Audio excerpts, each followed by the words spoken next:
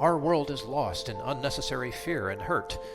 Our systems seem scientifically engineered to make you small, powerless, and always waiting for the next great leader who will fix the problems around us. Worse, we're witnessing neighbor versus neighbor while warfare breaks out around our family tables. But you have access to a spirit, a strength that enlarges and empowers you. Even better, you don't need to wait for the next big movement. You can heal the world. It's time for governance by grace. Welcome to Gracearchy with Jim Babka.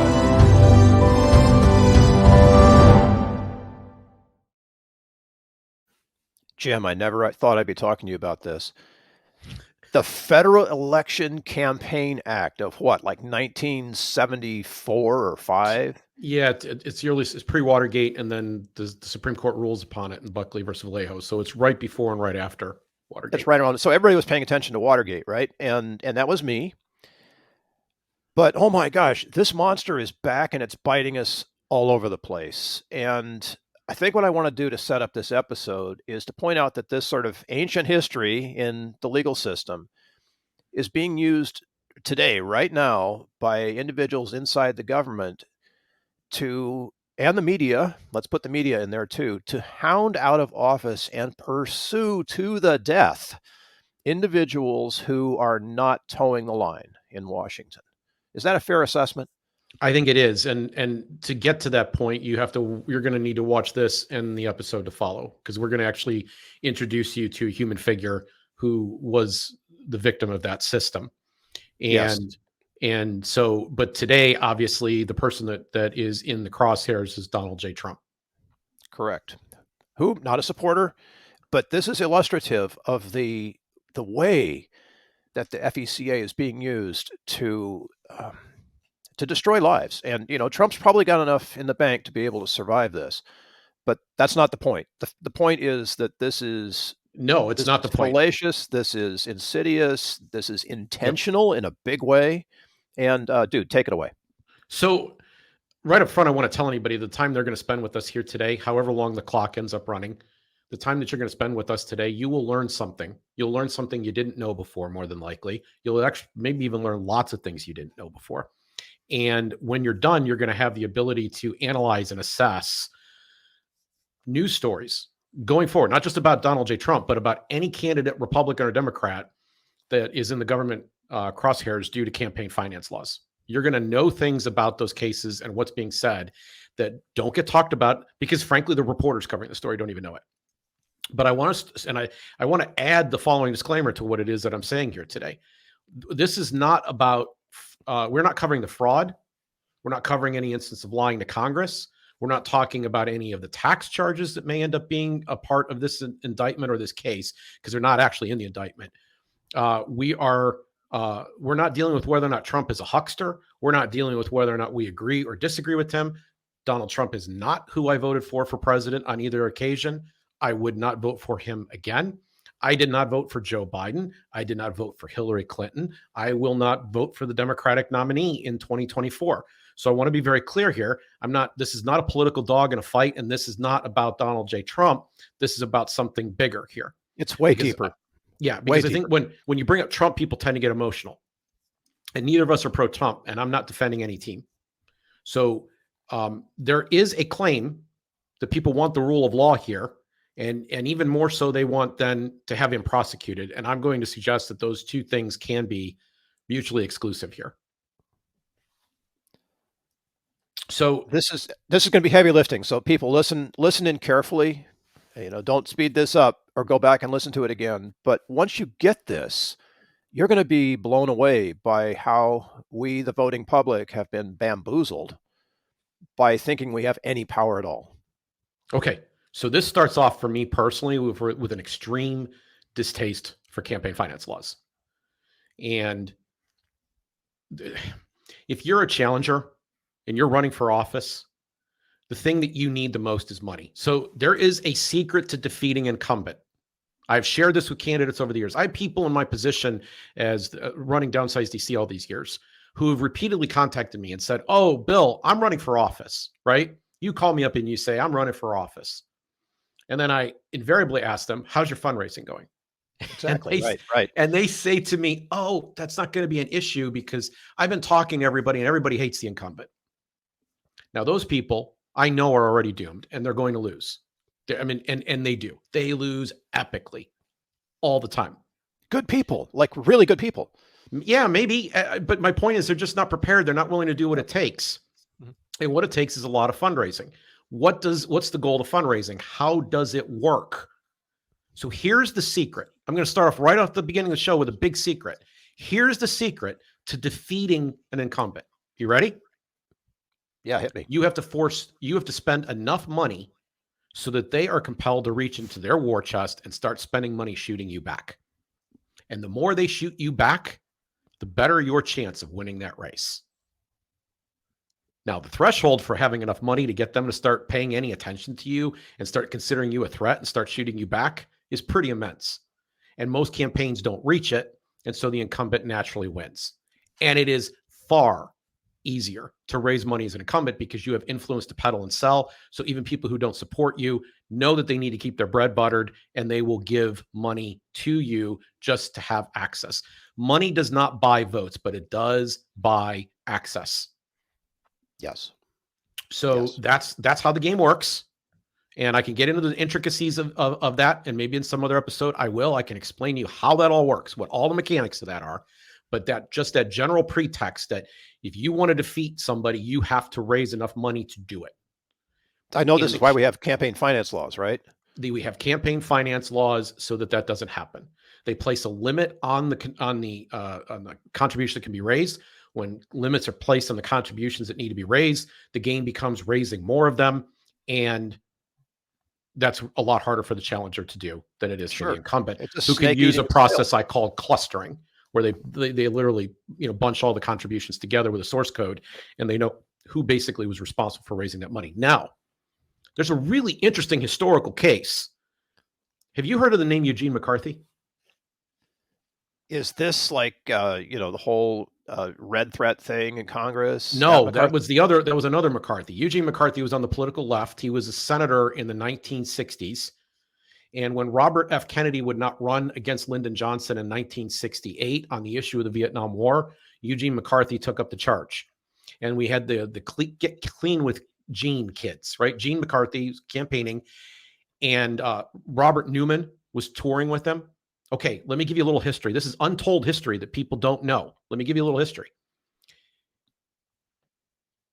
McCarthy challenges Johnson in the New Hampshire primary, and he doesn't win, Bill, but he scares the president of the United States, Lyndon Johnson, with how well he does. He gets close enough that two things happen in March of 1968. First, Robert F. Kennedy suddenly changes his mind, goes, oh, I don't have to wait till 1972 to run for an open seat.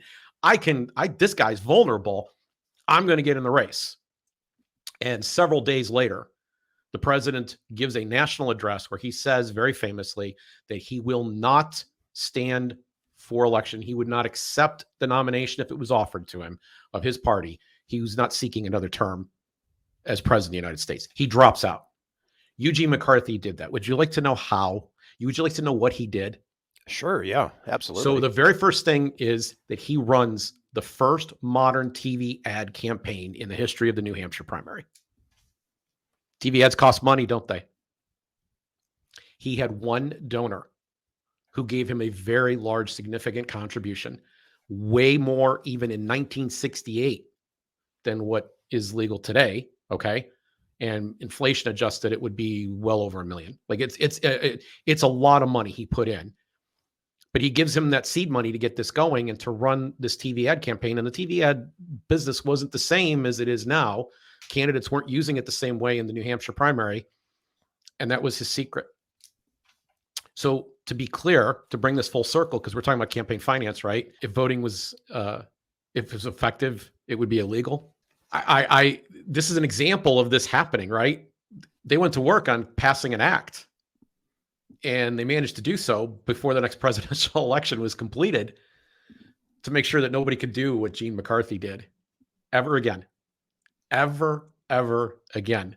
They limited the contributions from individuals, and they bent themselves into pretzels to do it.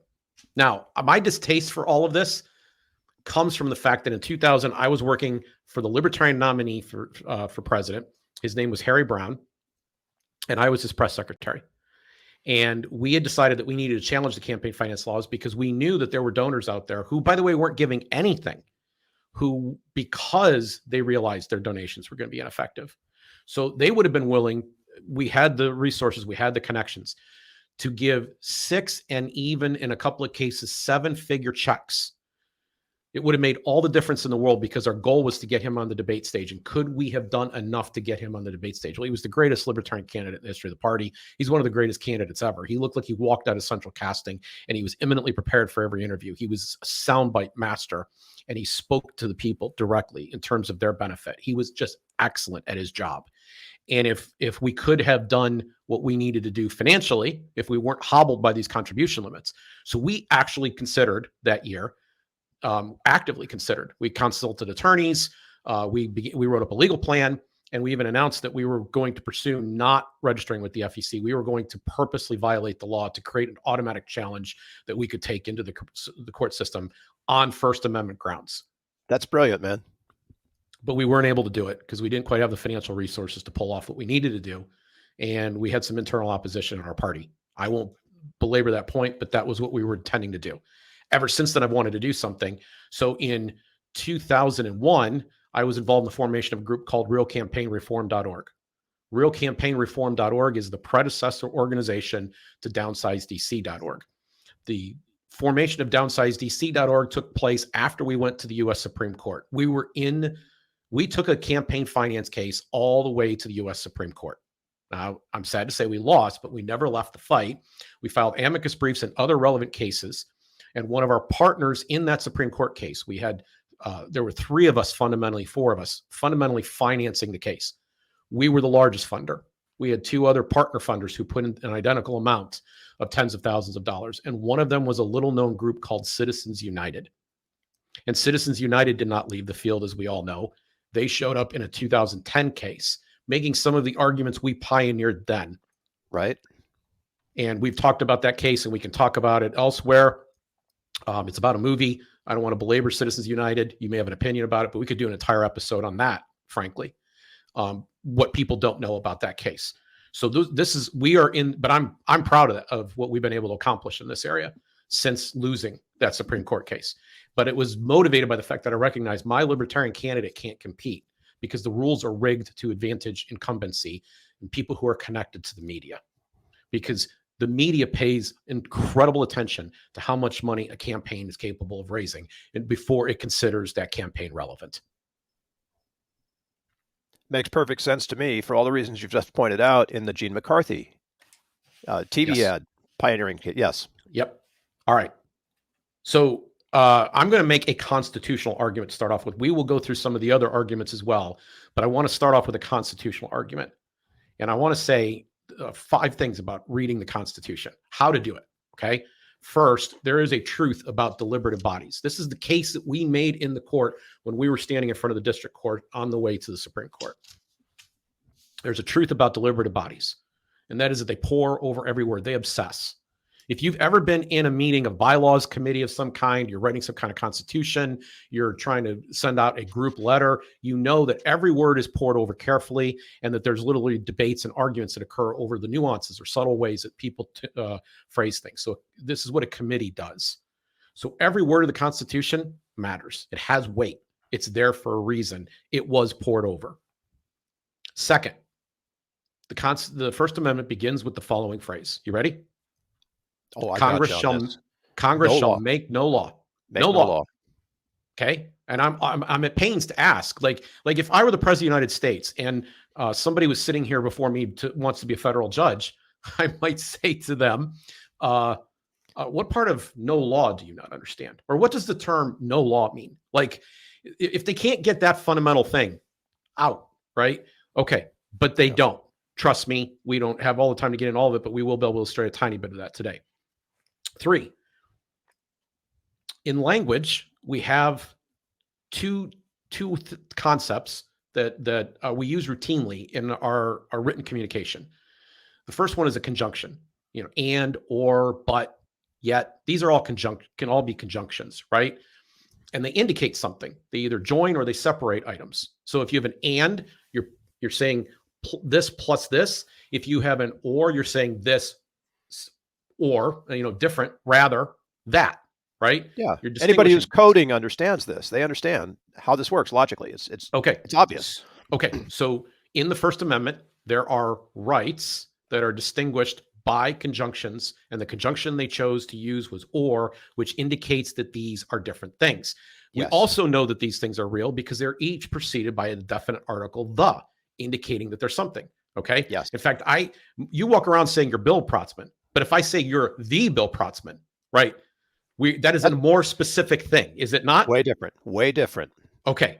So, and by the way, just so you know, I am the Bill Protzman. So we can look at the plain text reading of the First Amendment and say there is the freedom of speech, or indicating difference, the freedom of the press, right? Which brings us to our next point. Speech and press are two different things. So you say to me, Jim, what is speech? What is press? Oh, so speech is not what we're doing right now. It might look like it, and lots of people get this confused, even amongst the experts. There's FEC guys that don't understand this. There's people in the Supreme Court that haven't understood this over the years. You will hear people always talk about free speech issues, and then they'll say something stupid, and I'm going to prove how stupid in just a moment. They'll say something stupid like, money isn't speech. Well, okay, the way they mean it, they mean it in the stupid way. That's actually technically true. Money isn't speech, because that's the point. Like, you can go you can grab a soapbox and stand on a street corner. You don't even need a soapbox. You don't even need a street corner. You could go and talk right now, anytime you want. You can just utter words. That's speech. And we're saying that type of speech is protected. But we say there's another speech preceded by a definite article. It's separated by or, so we know it's something else. We call this type of communication press. Now, at the time of the founding, that meant a printing press. But we have evolved and we have developed new technologies, and it now includes broadcasting technologies. The act we are involved in here today is a press act. We are broadcasting. Publishing and broadcasting are the press acts. And what I mean by that is, this is not just uttering something. This is not shouting something in a crowded theater, as they like to say. This is a planned communication, and the planned communication costs money. So for you to receive it, everybody who's listening right now, you have to have some device to be able to do that. And that costs somebody some money. Maybe you didn't pay for it, but maybe your parents did, or maybe your work did, or something else, but it costs somebody some money. And then on our end, we have cameras, we have lights, we have to pay for electricity, we have to have we have to have microphones, and on we go. And all of that costs money too. And then it goes on a platform that also costs money to run. Now, I'll be honest, we're not paying YouTube or any of the podcasting hosts any fees at this juncture to disseminate our information, but they're definitely spending money to do it. And we're utilizing those platforms. We have a stage on which we're able to do that. All of these things cost money. And that is the difference between a speech and a press right. So that, just so I'm clear on this. So speech, anybody can say anything for free. It doesn't matter. Press is a concerted, monetized effort where you put money into it to invest in your presentation of what you are about to say, and sometimes get paid for it. Yes. And then to add to that, there is a rich history that goes back pre-founding, where the king, and this actually happened, attempted to license the Stamp Act. He attempted to license the press. Sure. So licensing the press is what's called a prior restraint, and our Constitution is making clear that this is illegal. You cannot have a prior restraint on press communications. You can't. Oh yeah, that doesn't happen anymore in the United States, does it? No, that's exactly what this. So this ends up being the first, kind of foot in the door exception, right? But you can't do it. Now, we went to the Supreme Court and we made a novel argument, and in 2001, it was very hard to, back then it was still these big media conglomerates, and we had newspapers in every city. And so the press was some professional association, some kind of guild, right? And so the right wasn't being treated as an individual right. It was being treated as a right for institutions that had invested really significant amount of funds. So if you had an amateur reporter who was doing things, they would say, well, you're not a real reporter because you've got another job and you don't have these resources and blah, blah. They would find ways to dismiss that. And that was actually legitimately, these were actual arguments that were used at the time. I don't want to call them legitimate, but they were actually considered legitimate at the time and they were used. The line has been much more clearly blurred now. We argued that then that this was an individual right that was possessed by you and everyone else. You could set up a press tomorrow and abandon it the day after, but the day that you do it, you had a press right. And you always had that press right, and a prior restraint could not be placed upon you. And if it could be placed on the New York Times. And if the New York Times didn't have to report its investors and its expenses the same way that a campaign does, that was to us illegitimate. This is unfair playing field. This is an individual right. Now it's much more obvious because, frankly, podcasts and YouTube TV shows are beating the radio and the television media. They're getting more audience right now, and anybody can set one of these things up. And this is really bothering the media because they want this all to go away. They've invested all this all this infrastructure, and basically the media has been Uberized. Yeah, tell me what you mean by that. We're all ride sharing news. Right? Gotcha. I'm here doing it, and I watch other podcasts that are doing it, and I hope some of them are starting to watch me. You see what I'm saying? Like, we're all able to do this, and this is not my full-time job. Okay? I actually have 4 other jobs that I do that are ahead of this one. Okay? So the last point I want to make is free association. We have the ability, and I just want to make this real quick. You and I have the ability to associate with people, but we also have the ability to choose not to associate with people. That's what a free association right grants you. Okay? And that is a right. A right. Yes. So what we do in private, so long as we're not committing a criminal conspiracy to do something to harm others on the outside, is only the business of the people we choose to disclose it to. And if that chooses to be no one, that's nobody else's business. Therefore, ergo, in this context, if I give you money, Bill, in your campaign for Congress, and I say, shh, don't tell anybody, morally and ethically, you can talk about whether or not there should be sunlight and all the rest of it. We can have that debate. But from a strict constructionist view, not the federal government's business.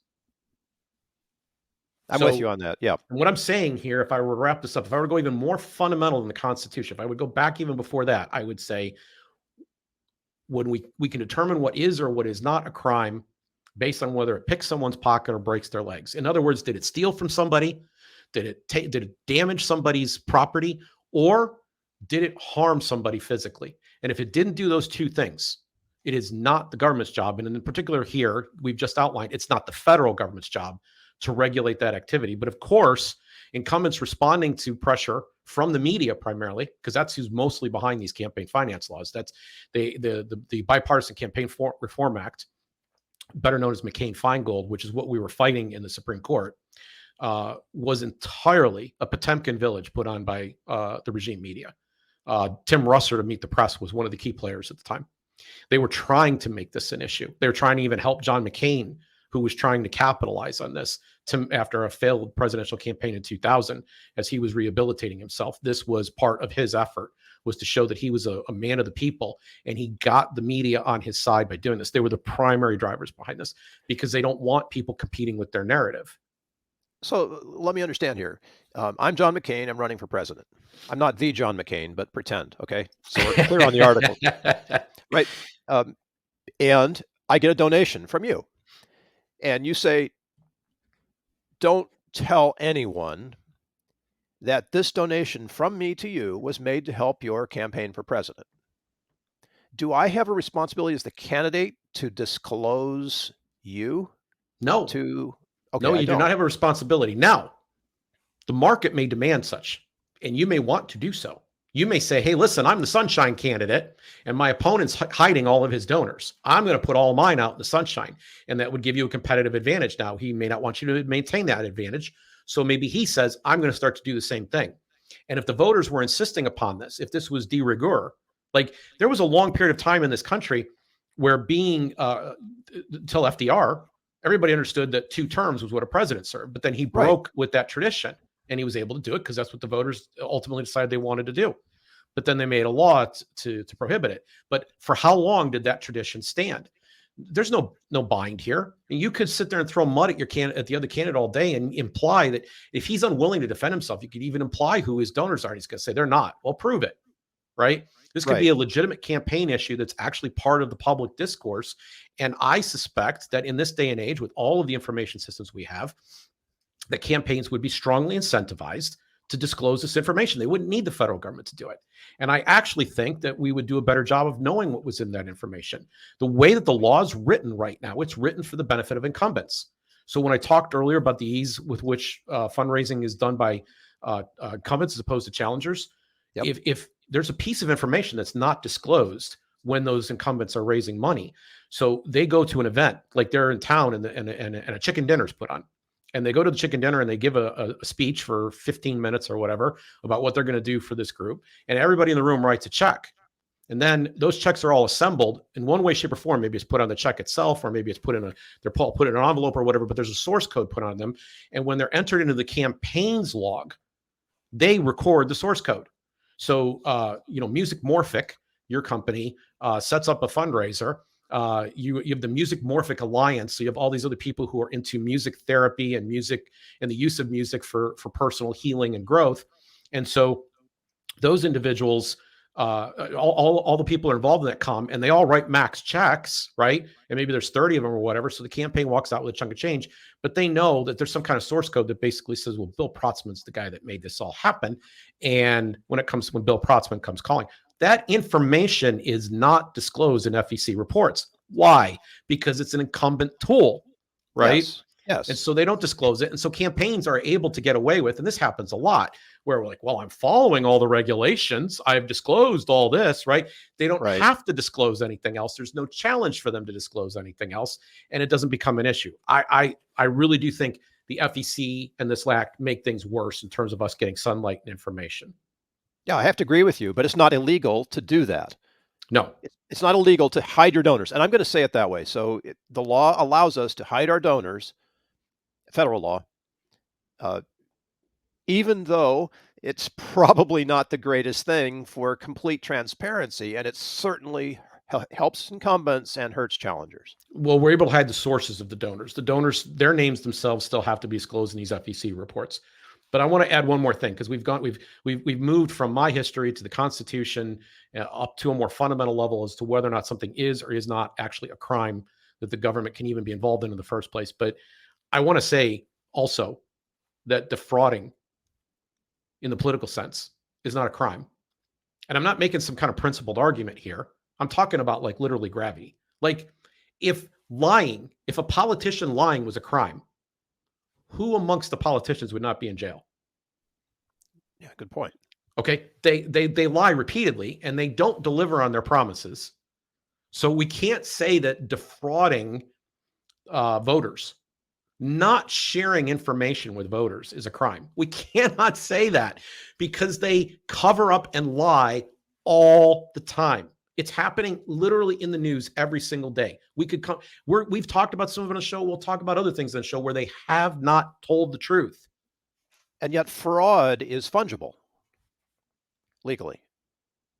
Say what you mean by that. Okay, so I can decide that hiding donors is fraud, or I can decide that hiding donors is totally respectable.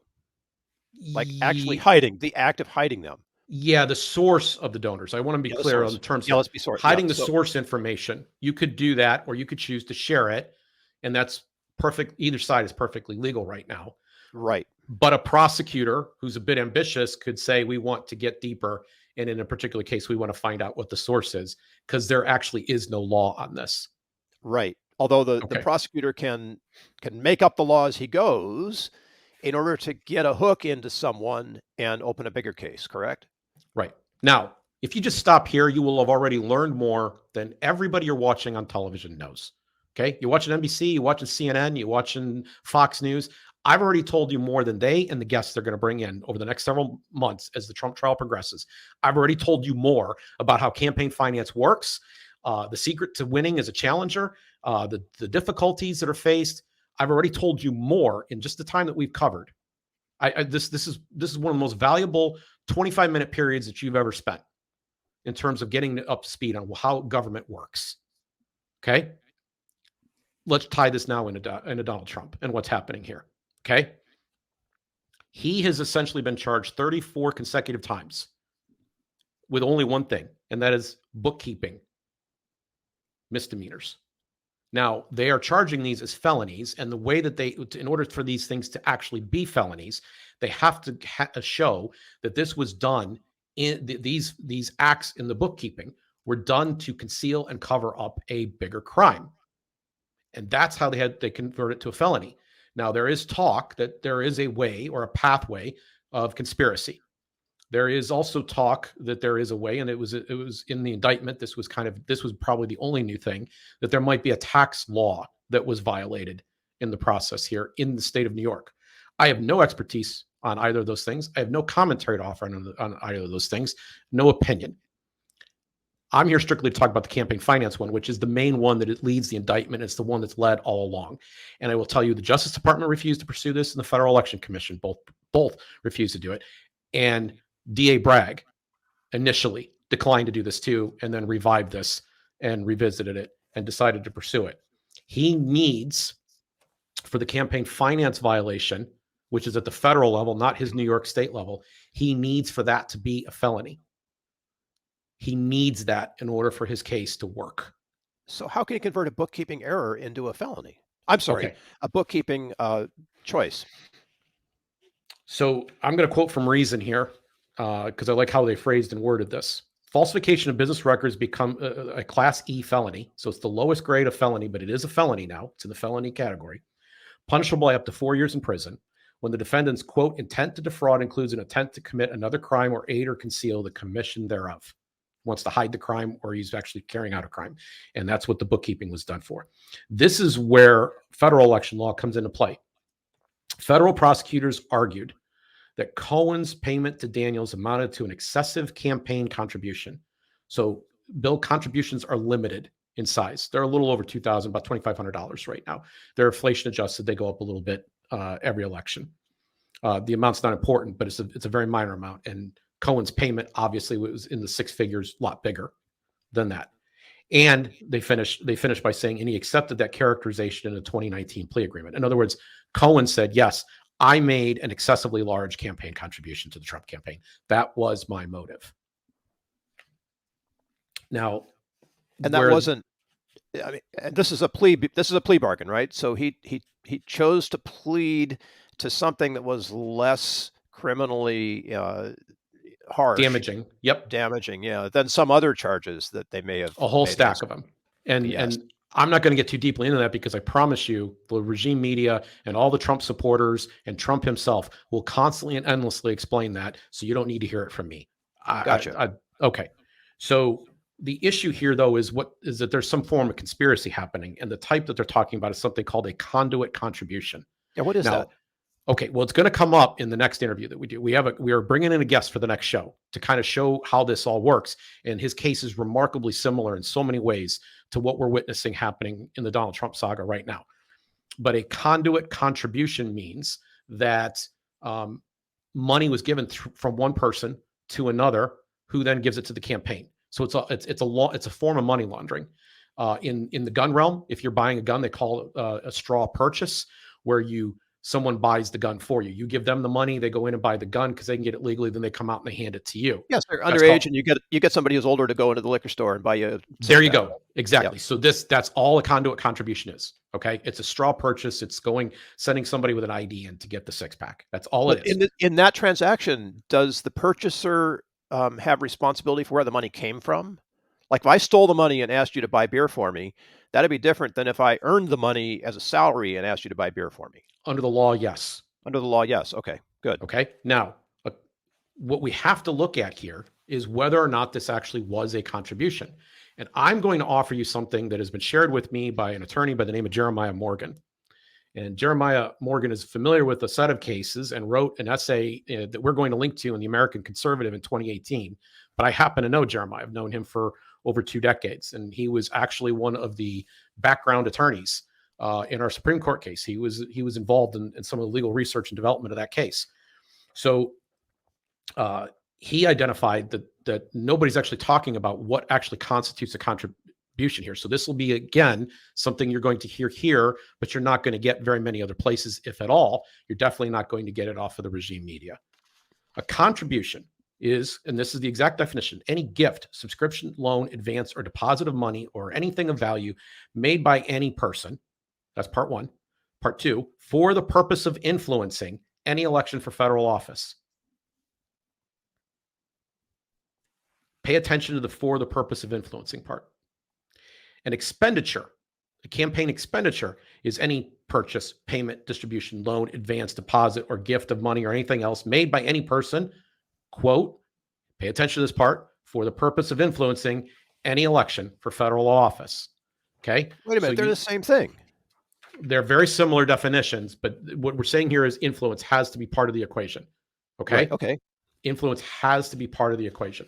So then what constitutes influence? What do these contributions influence? So now we go back to the Federal Election Campaign Act, and the case that the Supreme Court adjudicated where the law was finally etched in stone, so to speak. And we are living under this law. There's been some modifications above it along the way, but we've been living under this law since then. So Buckley versus Vallejo is very, very important. There's this concept called narrow tailoring. So where the Supreme Court believes that they have to violate the Constitution because of some exigent reason, right? They do so in a way where they expressly and purposely narrowly tailor to solve the particular problem that they want so that they can leave the right as much intact as possible. Now, this might sound completely wrong to you. It does to me. I already explained what I think the plain words of the document say, but in Buckley versus Vallejo and in subsequent campaign finance law, our Supreme Court and our federal courts have consistently ruled that the government has a compelling state interest. This is a legal phrase. It's a term of art. A compelling state interest in protecting the reputation of the government. In other words, they need you to believe in the confidence game that they've got going on, and they can't have you stop believing it. So they have to make elections look legitimate. They have to make the process look legitimate. This was necessary to protect the reputation of our democratic process. These violations of the First Amendment. So they wanted to narrow as much as possible. They didn't want to harm the First Amendment. They wanted to just focus in on the specific issues. So when the Federal Election Campaign Act was passed, for example, there were certain expenditure rules that got dropped in Buckley versus Vallejo. They said those don't narrowly tailor. They're too broad. They impact the expression, the First Amendment expression too much. There was also a rule having to do with whether or not it limited everybody. And the Supreme Court said, no, if a candidate's running for office, he can't be corrupting himself by giving his own money to his own campaign. Because what they were trying to deal with was something called the appearance of corruption. And there is no appearance of corruption. You cannot literally bill bribe yourself. And the Supreme Court recognized that. And so they took that out of the act as well and said that a campaign can do it, can do this. So this opened the door for some of these millionaire and billionaire candidacies that we've seen over the years, these vanity candidacies. Steve Forbes did it very famously. There's been a whole host of other, Ross Perot. There's been other people who have been able to do this because they have the resource to do it. Ross Perot was not limited. But if the law would have stood in full, he would have been. He would not have been able to give money to his own campaign. But they said, no, if we're protecting the appearance of corruption, which was the narrow thing that they were doing, then they had to make sure that all the remedies were also narrowly tailored. This is not an insignificant thing now. Again, we don't want to see the First Amendment blown away. So they were concerned about the purposes of influencing the election. And they determined to keep this narrowly tailored that it could only be applied to electoral statements that urged voters to expressly advocate for or against a candidate. And this concept becomes called express advocacy. So if something doesn't have the express advocacy, like for example, right? These are clear statements of support or opposition to named candidates. Otherwise, it can't be vote for, vote against, come out and vote on election day for whoever. Like, you're literally saying who you should support. If they're not doing those things, they're not express advocacy. If they are not express advocacy, they're not inside the purview of federal election campaign law, right? If they didn't actually do that, they're not in the purview of that law. They are part of our First Amendment right, even by the Supreme Court's rendering of this law. Okay. So it's not splitting hairs to say that giving a donation for the express purpose of helping a candidate win is express advocacy, right? So express advocacy, you would find statements or phrasing in there that's basically said that you were to take an act of support for the candidate. Okay, got it. Yep. All Those right, little here, envelopes that come let me with, make a distinction. So there are tons of 501c groups out there who are coalitions of human beings that want to express themselves on an issue, not a candidate, but an issue. yeah, homelessness, support for veterans. Yeah. Right. So maybe you support the ACLU, or maybe you support the NRA, or Yep. maybe you support Downsize DC, or the Zero Aggression Project, by the way, which doesn't speak up on issues, but supports this show, thank God. They go to zeroaggressionproject.org and learn more about the zero aggression principle. Click the Thank donate you. button. Click the donate button, subscribe if you haven't done so before. One of the things they'll do is let you know every time we're running one of these episodes. Zeroaggressionproject.org. But you go to these, you join one of these things, the ACLU, the NRA, Downsize DC, whatever it is you join, free association. You come together with a bunch of citizens. You don't disclose what you're giving to everybody else in the world. You keep that information to yourself. If you want to share it, you do. But if you don't have to. And you participate in what we call political action, but it's not expressly political. It's not advocating the election or defeat of a candidate. Right, right. It's It's not saying separate from for example, a bill's coming up right now that really impacts us on abortion or guns or whatever, and we speak up on that piece of legislation. That is not express advocacy. It also is not express advocacy, coincidentally, to put out a voter's guide that says so-and-so voted for abortion rights or voted for this bill involving abortion rights, so-and-so voted against it, right? This kind of activity done by educational groups is routine, and none of it is under the purview under current law. Now, Mr. Bragg might want to ruin it. A lot of people who hate Trump might want to ruin that, but it presently isn't under the law.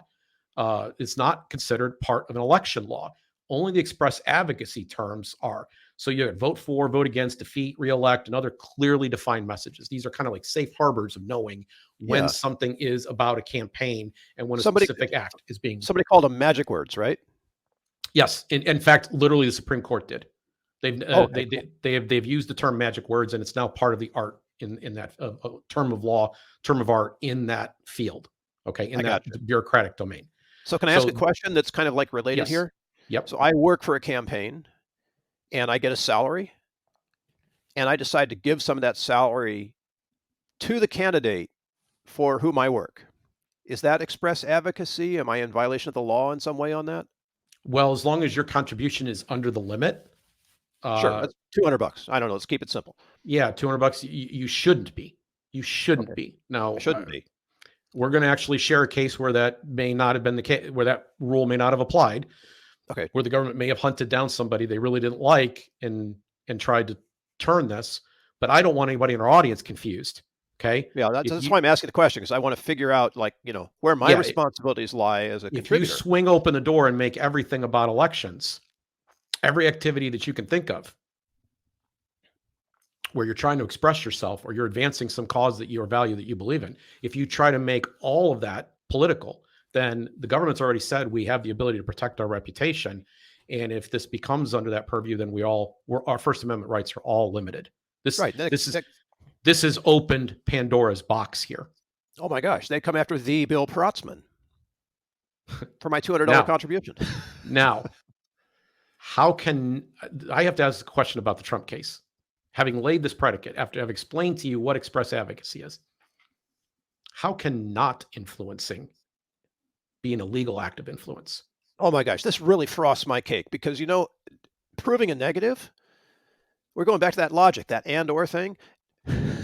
So if information was withheld, if information was not shared, if somebody did not say out loud, vote for or vote against, if that didn't happen, if express advocacy didn't occur, how can it be an act of influence? Go back to our definition of influence. I'll read it to you again. The expenditure, excuse me, any purchase, payment, distribution, loan, advance, deposit, or gift of money or anything of value. So far, we've got Cohen and Trump in the basket, but then made for the purpose of influencing any election for federal office. And we said, what is influencing? Well, we explain it to you. It's express advocacy. And if it's not express advocacy, it's not influencing, not in the campaign finance sense. None of this smile, nod, nod, wink, wink. None of that stuff anymore. All this in the broad world, in the definition of influencing, we all have our own definition. It's plain English. But we're dealing with what is law here. And under the law, it's only express advocacy. Yep. And so that's back to the whole Watergate thing. Did you know about the tapes? Yes. You know, what did you know about the missing 17 minutes, whatever it was, right? Okay. Now, how can you expressly advocate the election or defeat of a candidate by not publishing something? Exactly, right? Okay. How? To my knowledge, I've not heard this argument uttered anywhere else than Jeremiah Morgan, who shared it with me. This is obvious. And by the way, we're going to bring a guest on our next episode who's going to talk about how he was targeted in part using these laws and how express advocacy rules were violated in his case too. And I have something sad to tell you. And something sad to tell him. His attorney didn't use this argument. Now, I don't know whether Trump will or not, but I'm telling you, I've told you something here. It is either the first time you will hear it or you will never hear it again, one or the other. And I know this because chances are you didn't read Jeremiah Morgan's article.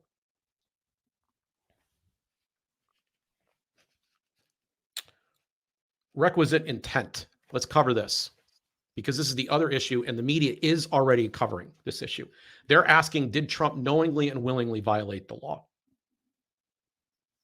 I have a feeling this is going to be very, very hard. In libel cases, you have to basically show that you intended to destroy the reputation of another person. Right, right. Okay. So this case is similar here.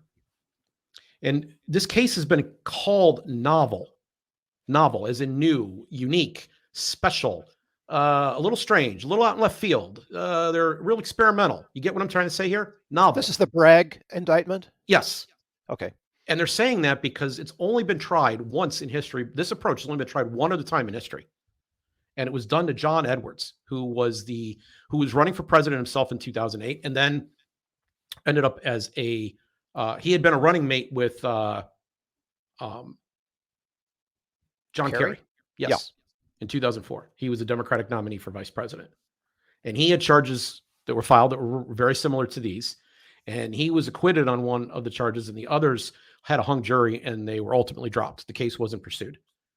So the FECA has been around since the early 70s. We are talking 50 years as we're sitting here right now. And that's the only other case on record where the idea that you would be paying hush money to a mistress, and in his case, his mistress had actually birthed his child, was tried. And Edwards made an argument that was considered compelling. He said, my wife is dying of cancer, and at the time that this happened, and I didn't want my wife to know. And that was all the defense he needed to make it go away. They could not show that he willingly, knowingly and willfully, that he had what was called requisite intent, that he didn't, the requisite intent was missing. So they're going to have to establish, and they may be able to do it. They have texts and testimony and emails, and they may be able to put some things together to show that the requisite intent is there. But I want to tell you that everybody understands, people who even agree with this indictment, who support this indictment, they will all tell you that this is an uphill slog. And it explains why the FEC passed on this. It explains why the Department of Justice passed on this. And it explains why Mr. Bragg's office initially passed on this before reviving this case recently. This is not easy to do. And is this the hook they're trying to get into Donald Trump so that they can pull the rest of the weight of all of the stuff they want to indict him? No, they have to get him. They have to show two things. They have to show that this was express advocacy. Now, in the next episode, we're going to bring on a former congressman, and you're going to hear that it's potential, even with instructions that are given to the jury from a judge, to gloss over this distinction in law and make it, hard for the jury to understand or see. So that could happen in this case, which is why Donald Trump should be watching this show right now, which is why Donald Trump's attorney should be watching this show right now. I'm not a lawyer. I'm not giving legal advice, and I don't play one on television, but I can tell you, having taken a case all the way to U.S. Supreme Court, having worked in campaigns disadvantaged by this law, I have some knowledge of what I'm talking about. And this was not included in the case we're going to share in our next episode, and it should have been. But then you also, on top of that, have to show for that crime.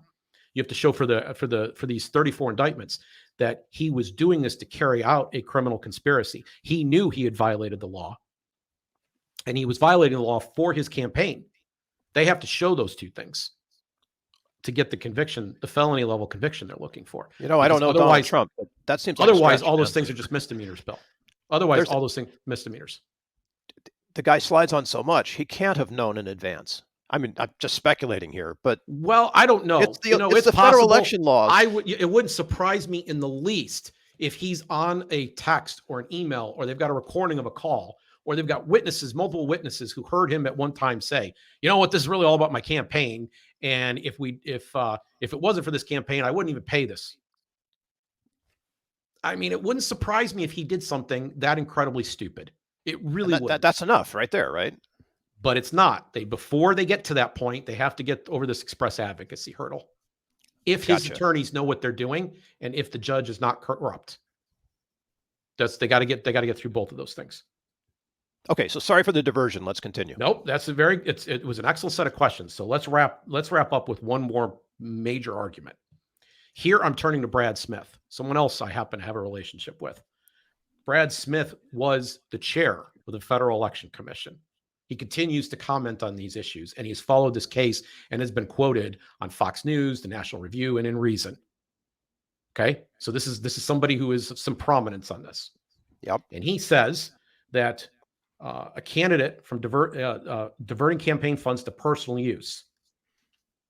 Personal use in turn is defined as any expenditure, quote, used to fulfill any commitment, obligation, or expense of the person that would exist irrespective of the candidate's election campaign, end quote. These may not be paid with campaign funds, even if they are intended to influence the election. So in other words, he can't use his campaign's money. He can't use any campaign funds to pay off a blackmail claim, or to buy hush, or to do this with the other case. There's two cases involved here. One of them was headed to the National Enquirer, which acquired the article for him. They bought the rights to the story, and then they killed the story. So they called this hunt and kill. Right. Okay. This money cannot be expended out of campaign funds. If it would, the FEC, that's another reason the FEC would be involved. The FEC is not involved because it wasn't done out of campaign funds. It was done out of other funds. Okay. So again, this is how hard time being a campaign finance violation, because it was done out of other funds. And if you didn't do something out of campaign funds, you've got nothing to report to the FEC. You can't say, well, you should have reported this to the FEC. No, it's not. It doesn't matter. This existed irrespective. And so they're going to, right. Proving a negative again. So Smith goes on to explain TV ads, polling, hiring a campaign accountant to comply with federal laws, and renting office space can all be examples that exist because the person is running for office. They are campaign expenses. Okay. Those are the types of things that normally a campaign would generate. They're new campaign expenditures. And that's why they go on an FEC report. Now, to reach the opposite conclusion, the U.S. attorney is placed would have back then. He was when I first wrote this in 2018. Would have to place all their chips. This now applies to Bragg on the language, quote, for the purpose of influencing election, end quote.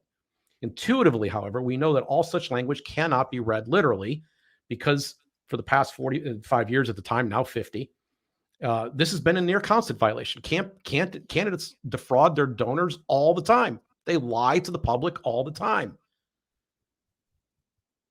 When a campaign expenditure is used for toothpaste, soap, and clothing, or eat Wheaties, these, because a candidate can't be on an empty stomach, these are not campaign expenses.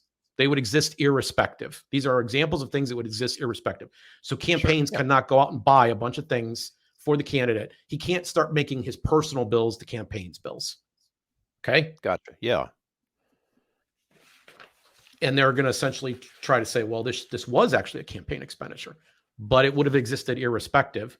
And so they're going to have a hard time with this, again, if this argument is made. Now, lastly, Mr. Cohen, only has one and possibly two charges that involve Trump. He was originally charged with lots of charges, and he made a deal. Those charges were unrelated to Trump. They were much more serious, and they would have put him in prison for many, many years, the rest of his life, theoretically. Brad Smith, chairman of the FEC. This isn't me saying this. Brad Smith, the former chairman of the FEC, said that the two things that Cohen pled to were non-crimes. And he was basically able to avoid the more real ones. So this shows that they were really out and targeting the candidate. They really wanted to figure out how to get him something. And they're going to have to put Cohen on the stand. And if his attorneys are worth the money he's paying them, they will be able to deconstruct this if the judge permits it to happen. The judge is the key here. If the judge doesn't let them make their case, then Cohen might be able to convince the jury. But my guess is he's actually going to perform badly for him. And he is definitely one of the two or three. I don't believe he's the number one witness. I believe the number one witness is the publisher of the National Enquirer that made a deal. He will be impeachable. But if, let's say, Bill, let's just say that they still managed to win the case somehow, do you think there's any chance this case isn't going to the U.S. Supreme Court? Oh, it's got to. Exactly. And they're not going to be fooled by all the parlor tricks. No, this is Exhibit A for the federal election law right now. So I can't guarantee anything because I don't know how the performers are going to perform. I don't know whether he'll do a good enough job making his case. I don't know if he'll sabotage his case. I haven't seen the evidence of his collusion and what he may have stupidly said behind the scenes. But here's my main point. All these campaign finance laws are unconstitutional. All these campaign finance laws violate the First Amendment. They should not exist. The predicate is not the thing that they have to establish in order to turn all of these 34 counts, maintain them at the felony level, is that this was done to cover up a crime for something that isn't a crime. And I mean that literally. Like, I believe that the entire Federal Election Campaign Act is unconstitutional and should not exist.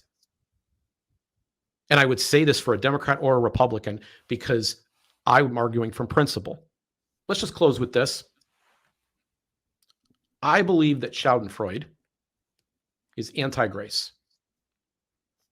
This shows Gracearchy, and what we talk about here is whether or not we are trying to understand where other people are coming from. Now, if Donald Trump had actually defrauded somebody or harmed somebody in a way that he owed them damages, there might be a civil case here, but I have a hard time seeing anything that's actually criminal. There might be some misdemeanors in his bookkeeping, but I don't see any felonies. If this needs the Federal Election Campaign Act to succeed, this is a raw deal. Now, you may not like him. This isn't about whether you like the man. I said that at the top. This isn't about whether or not you agree with his politics or you want to see him succeed or you want to see him go away or any of that other stuff. Ends and means matter. And so I'm going to say to you that if you're just cheering, you want to see the law torn down for Schadenfreude, that's a really bad idea. It's not grace. Now, it's interesting. I would preach the same message to Donald Trump himself because in 2016, he walked around and said, how can anyone vote for Hillary with an FBI investigation on her back? Right. Yes. Yes. And by the way, I actually believe her crimes are more serious than any of the ones that they're accusing Donald Trump of, having to do with all the messages she erased. Those were not her property. She didn't have the right to have those on an outside server, just like Donald Trump didn't have a right to have documents in his home. Yeah. Same deal. And Joe Biden too, and Mike Pence they can't have those documents in their home. So she shouldn't have had those on a private server, and she certainly shouldn't have been able to erase and bleach that server that had government information on it. Those files didn't belong to her. They were not her property. But nothing happened to her. And after the election was over, in fairness to Trump, he said, it was just campaign rhetoric.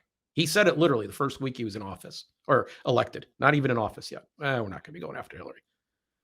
But he kept saying, lock her up, lock her up, lock her up. And now he finds himself in that very same dock, Schadenfreude, and it's not gracious and it's wrong. And this is what the political process does to people's brains. It makes them ungracious. So let's try to have some balance here. But there's a bigger problem, because I know that there's people that's going to be sucked into this process. And this is where I want to close. Brad Smith reminded me of this, and Robert Bork closes his book with this very same idea. It's from A Man for All Seasons by it's Sir Thomas More's future son-in-law Roper. States that he would cut down every law in England if it would enable him to catch the devil. And this is More's response. And when that last law was down and the devil turned round on you, where would you hide, Roper? The laws all being flat. This country is planted thick with laws from coast to coast, man's laws, not God's. And if you cut them down and you're just the man to do it, do you really think you could stand upright in the winds that would blow them? Yes, I'd give the devil the benefit of the law for my own safety's sake.